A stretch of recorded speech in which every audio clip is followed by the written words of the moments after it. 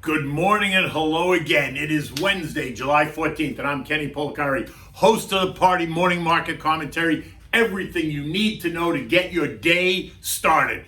And what a day it was yesterday, right? 100% of the earnings that reported beat on both the top and bottom lines. Isn't anybody really surprised, right? They beat on both the lines, right? And we've been talking about that. It's been very, very interesting.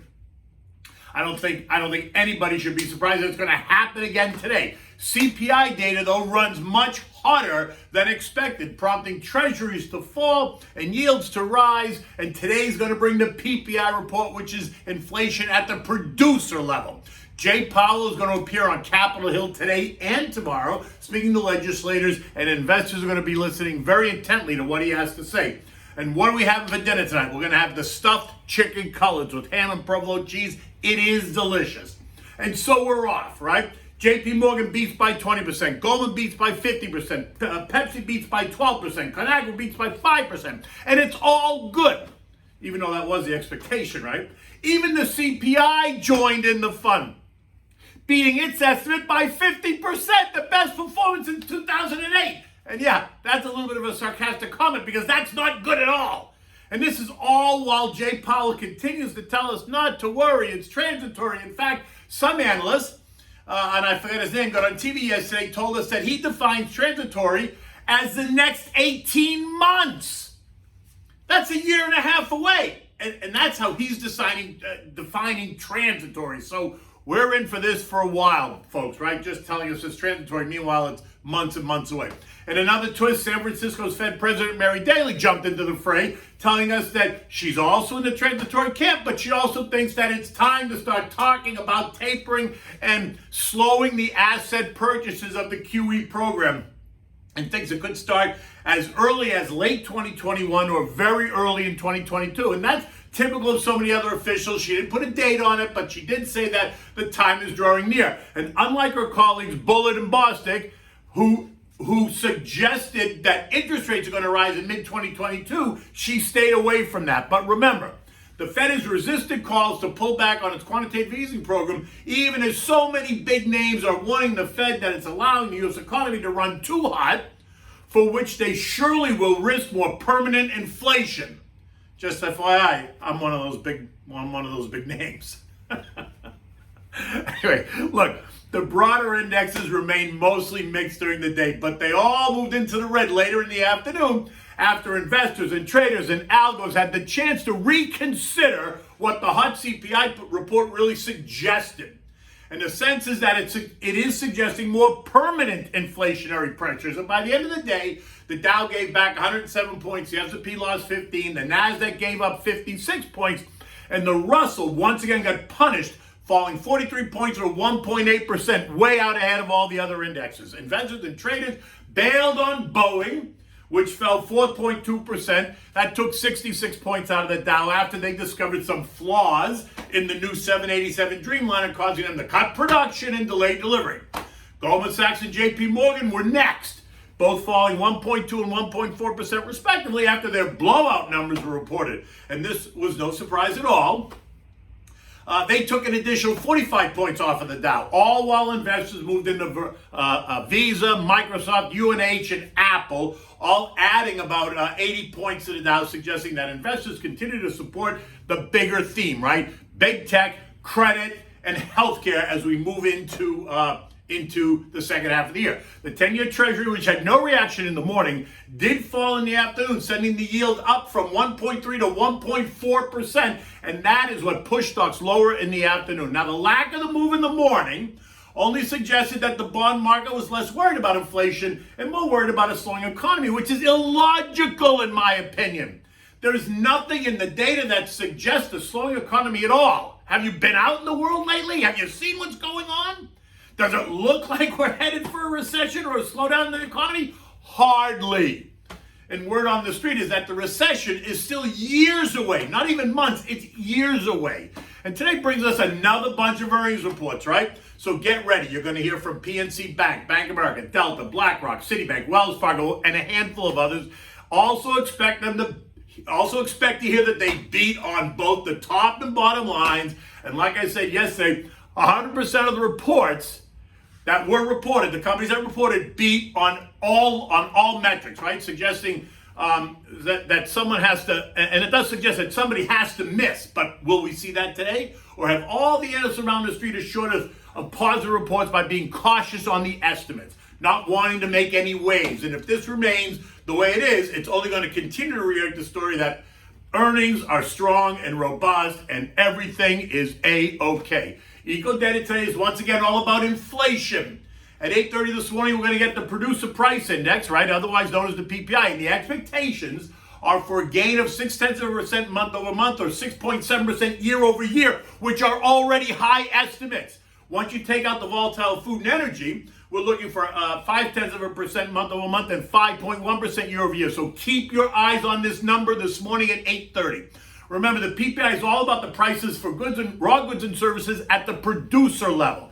And here is where the seeds are sowed for higher consumer prices in the months ahead. Because if producers pay more to manufacture or provide the product, then expect them to pass those price increases along to us and assume it's like a 2 to 3 month lag time, right? So all eyes are going to be keenly focused on this macro data point again today. In addition, like I said, you got Jay Powell up on Capitol Hill and today and tomorrow, and he's going to provide his semi-annual insight to the elected officials. And at 2 p.m., we're going to get the Fed's Beige Book, which is a report published 8 times a year that details the current economic environments in the 12 Fed regions: Boston, New York, Philly, Cleveland, Richmond, Atlanta, Chicago, St. Louis, Minneapolis, Kansas City, Dallas, and San Francisco.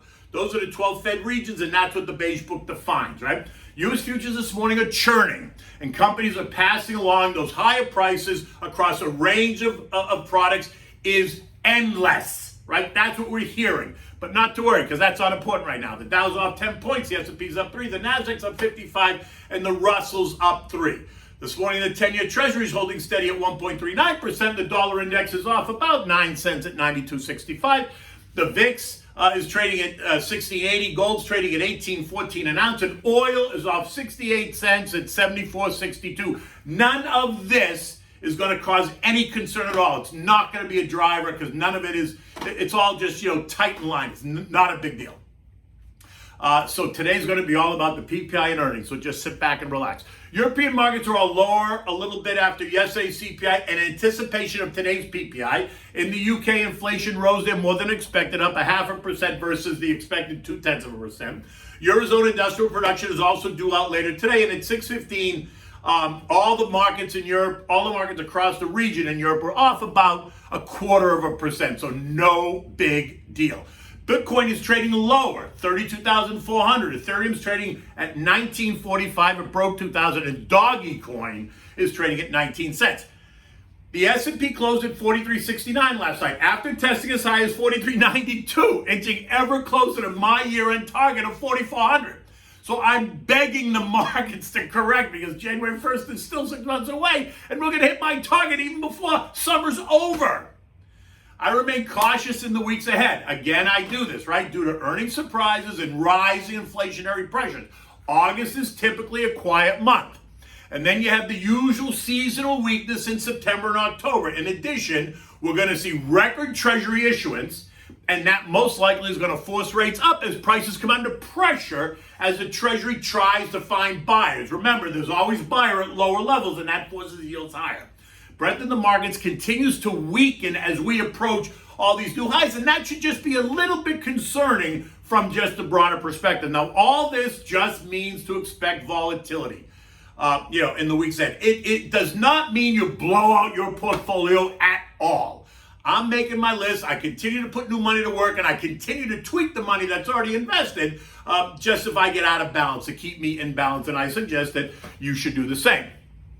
You know what you can do? You can text the word invest to 21,000 to get my digital business card. Feel free to download it right to your phone. You can text me, you can write me, you can give me a buzz. I'm happy to talk about the markets. I'm happy to talk about playing. I'm happy to talk about any concerns you might have. Remember, you can also find me on Twitter. My Twitter handle is just my name, at Kenny Polcari. I'm always happy to kind of interact, and you'll see that, right? I do enjoy that. I enjoy the interaction. Anyway, what are we having for dinner tonight? So we're going to have stuffed chicken cutlets. Now, what's great about chicken cutlets, especially thin sliced chicken cutlets, is that you can do so much with them, right? You can stuff them so many different ways. But today we're going to just stuff them with, they're versatile, right? Because depending on what you like. But today we're going to stuff them with ham, provolone cheese. We're gonna put them in the oven with some white wine and butter and chicken broth. They're really simple to make and they're really good.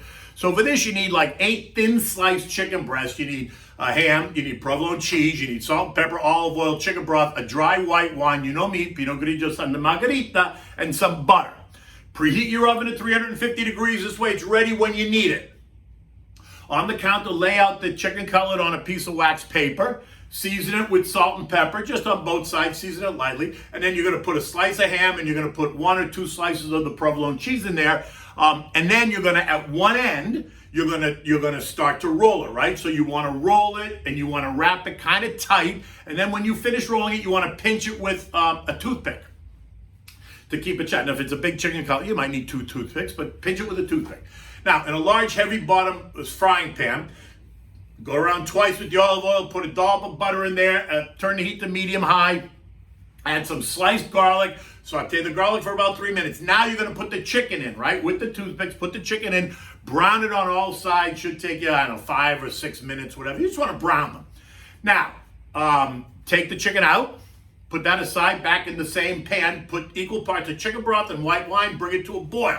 Usually a cup of each for about 8 cutlets is enough, right? Reduce it to simmer and allow it to reduce by half. Now, add the chicken to a Pyrex dish, pour the sauce over it, cover it tightly with tin foil, and then place it in the oven and cook it for 15 or 20 minutes. When you serve it, take the chicken out, put it on a platter, pour the sauce over all the chicken, all the wrapped chicken cutlets, make a big, nice mixed green salad. Use your dressing of choice. You know me, I always just like simple olive oil, fresh lemon juice, some oregano, salt and pepper. That's what I like. And you can put anything in your salad, right? You can just have it greens. You can put tomatoes in there, cucumbers, scallions. You can put mozzarella cheese or feta cheese. You know, make it your own. And if you want, you can always make a side of like a garlic and herb rice, right? And you can serve that on the side. I wouldn't necessarily go out of your way so much about, you know, all kinds of vegetables because you have a big green mixed salad, so you'll get all your greens there. In any event, it's a great dish. It's easy to make. And it's Wednesday morning and the day's about to get started. So have a great day. Take good care and I'll see you in the morning.